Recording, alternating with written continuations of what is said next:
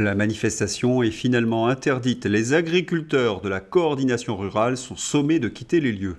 Cela ressemble à une dictature, évoque l'un des porte-paroles. Oui, cela y ressemble comme deux gouttes d'eau. Retailleau cherche à nous provoquer en arrêtant des paysans mobilisés à Paris.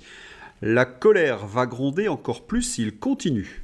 Quand les agriculteurs viennent dire au gouvernement leur désespoir de ne plus vivre ou survivre de leur travail, un gouvernement digne de ce nom ne les emprisonne pas. Il trouve des solutions, des aides, stop au Mercosur. Honte, honte à vous, Bruno Retailleau.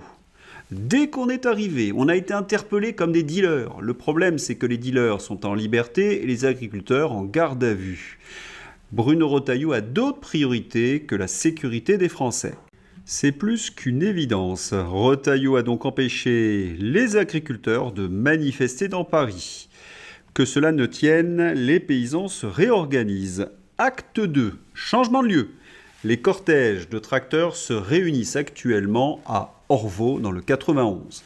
Venez prêter main forte. Certains ont fait de longues heures de route, ramener le nécessaire. Et de partout arrivent les tracteurs, de Bourgogne, de Franche-Comté, d'Alsace, de Picardie.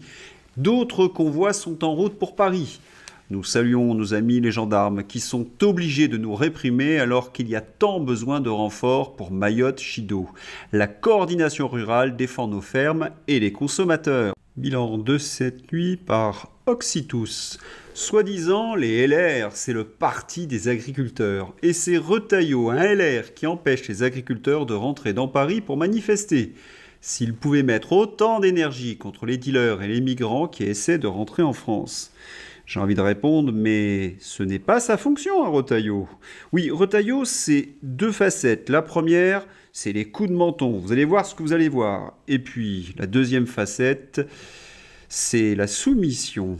Illustration. Bruno Retailleau, auditionné pour le budget 2025. Le contrôle de l'immigration irrégulière nous échappe. 70 à 80% des hébergements d'urgence sont occupés par des étrangers en situation irrégulière.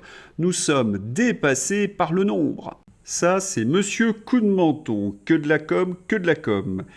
Et cette vignette, c'est la soumission de Retailleau. Régularisation des travailleurs sans papier. La liste des métiers en tension devrait être publiée fin février. Elle sera signée par Bruno Retailleau et le ministre du Travail. On peut arrêter avec l'enfumage Retailleau. On ne le répétera jamais assez. Dans le cadre de l'Union européenne, il n'y a pas d'alternative. Tout ce que nous entendons de Bruno Retailleau, c'est de la com'. Et d'ailleurs, la situation à Mayotte s'est-elle améliorée après la visite de ce ministre de l'Intérieur ? Estelle Youssoufa.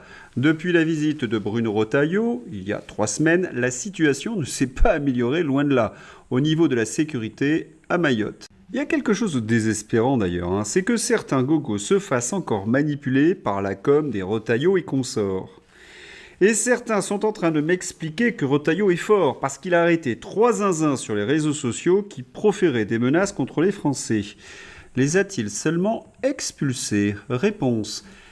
Ce monsieur fait des excuses, mais il est déjà ressorti. Que fait-il encore sur le territoire français ? Voilà, c'est QFD. Oh, que c'est drôle.